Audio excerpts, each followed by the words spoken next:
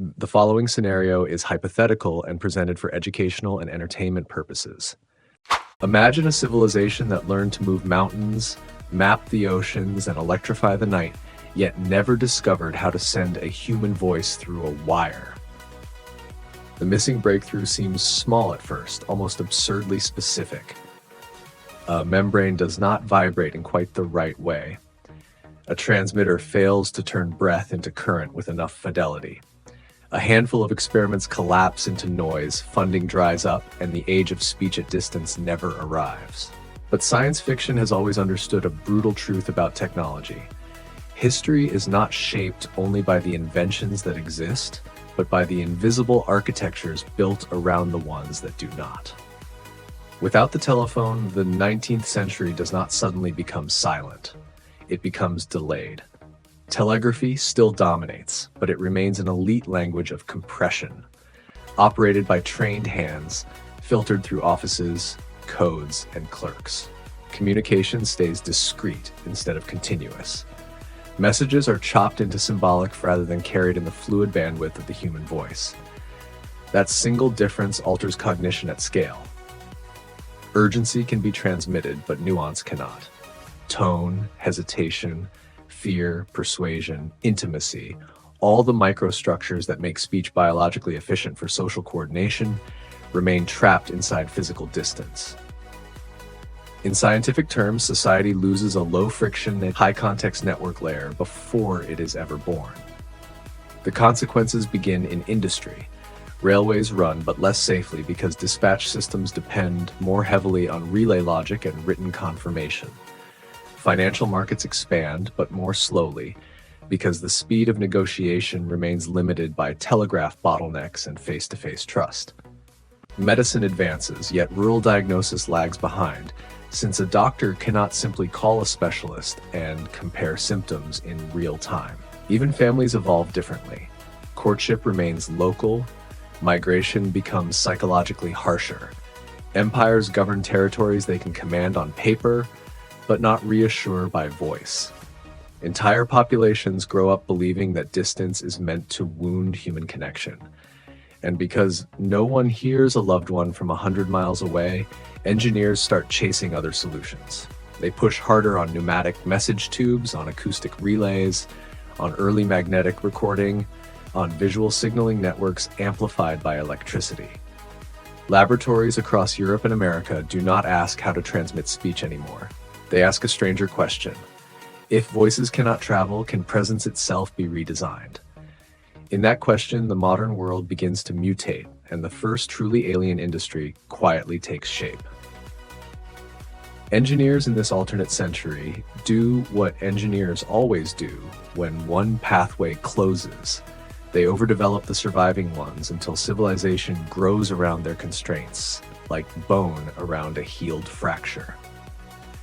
Since live voice cannot cross wires, the world becomes obsessed with storage, transcription, and prediction. Telegraph networks evolve into dense continental grids operated by semi-automated relay bureaus, where trained analysts do more than forward information. They interpret it, classify it, and assign urgency scores.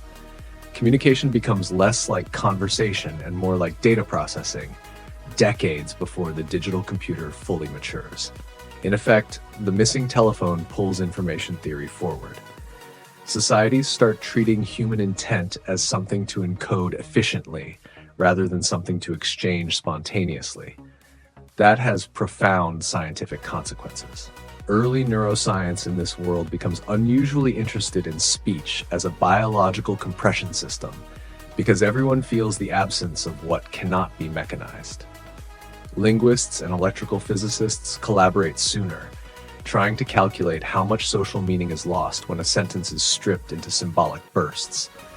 Their work accelerates signal analysis, waveform mathematics, and probabilistic decoding.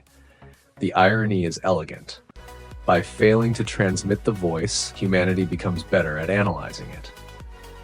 Laboratories build machines that can archive vocal patterns locally, compare them statistically, and reconstruct emotional states from rhythm and syntax. Not because people can call each other, but because institutions desperately need substitutes for verbal immediacy. Business adapts with equal ruthlessness. Cities fill with message salons where citizens dictate correspondence into recording cylinders, then dispatch encoded summaries through national wire systems. Wealthy firms maintain private courier aerodromes for urgent spoken reports carried physically as wax, film, and later magnetic media. Politicians learn to rule through delayed charisma, crafting speeches meant to be replayed rather than exchanged. Celebrity culture changes as well. Public figures feel grander, more distant, almost mythic, because their voices arrive as artifacts, not interruptions. The planet becomes connected, but never conversational. It is a networked civilization with the emotional metabolism of an earlier age. Then war arrives and the weakness becomes impossible to ignore. Armies can mobilize steel, fuel, and men across continents, yet commanders still cannot speak directly from one front to another. Orders are encoded, relayed, copied, delayed, misread.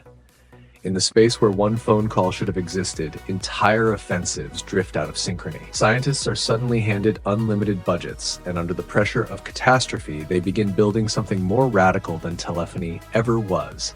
Not transmission of speech, but synthetic proximity itself.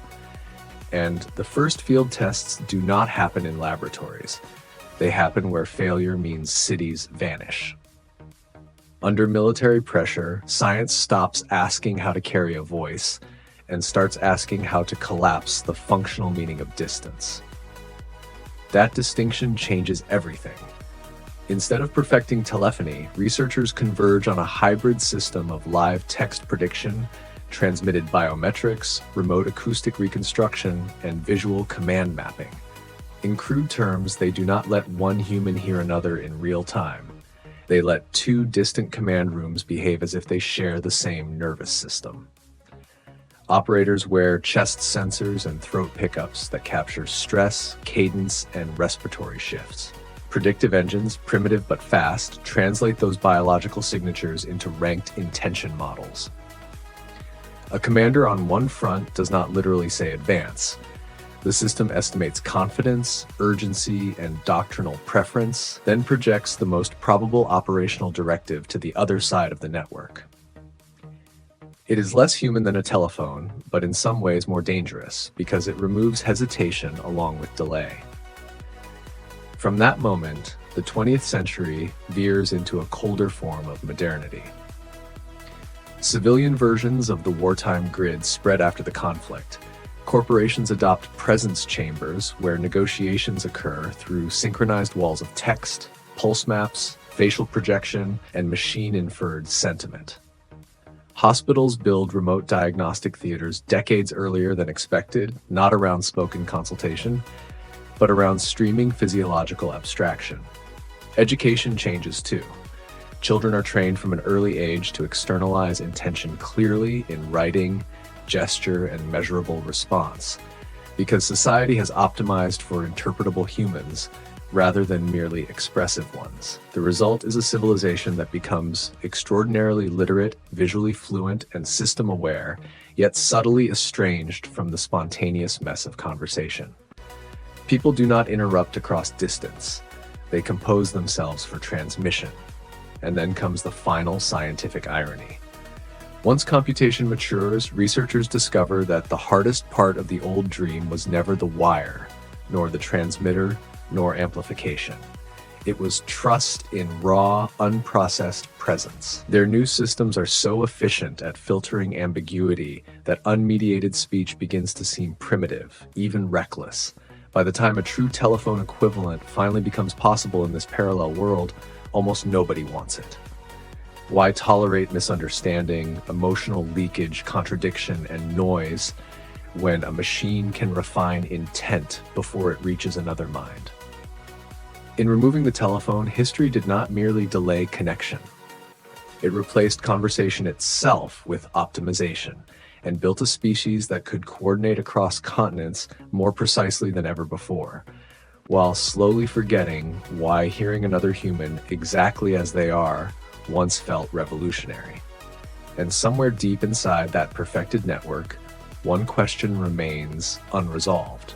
If a civilization can simulate presence flawlessly, at what point does it stop needing people to be present at all?